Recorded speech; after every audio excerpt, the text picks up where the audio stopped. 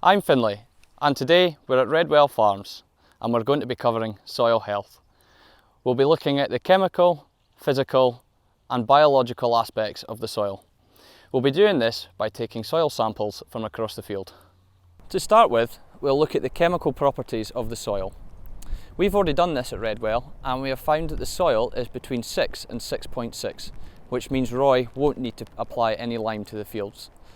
The ideal pH is between 5.8 and 6.2.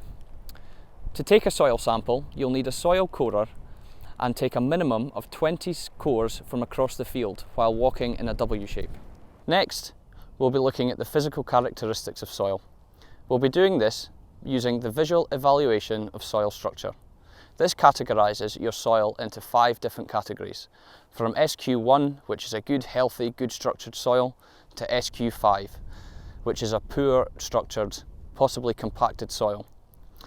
The scorecard also highlights different management techniques to improve your soil structure. SQ1 and 2, which are highlighted in green on the sheet, requires no immediate action. SQ3, which is highlighted in amber on the sheet, requires long-term action to improve soil structure.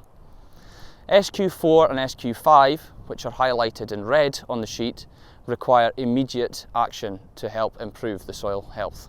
To take the sample, you will first need to dig a hole in the field. From this hole, you'll need to cut a block, and this will be the soil which you will assess. Ideally, this should be completed 3 times over the entire field. Once the block has been taken, it is useful to lay it onto an old feed bag. This lets you properly see what's going on in the soil. The first thing that you'll need to do is identify the layers within the soil. So from this soil, we can see that there's 3 different layers. This fracture that goes right through the soil is indicating a previous level of cultivation, which is roughly about 5 centimetres. This is also showing that there is some slight compaction within the subsoil, which can be seen down here. From the soil, we can actually see the very high sand content that is here at Redwell. Once you've distinguished whether there's any layers within the soil, the next thing is to break the block up, making sure to take note of how easily the block breaks up and the size and number of aggregates. Once you've broken up your block, you can use your scorecard to determine the VES score. More information of this can be found on the FAS website. From looking at this soil, we can determine that this can be classed as an SQ2.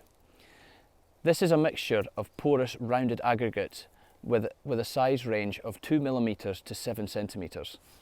As you can see, when we pick it up, they are very porous and just crumble when any pressure is applied. Next, we will look at the biological aspect of the soil. There are many lab tests available, such as the CO2 respiration test. However, the easiest way to do this is to count the number of worms in a block of soil. In a healthy spadeful of soil, there should be over 8 worms present.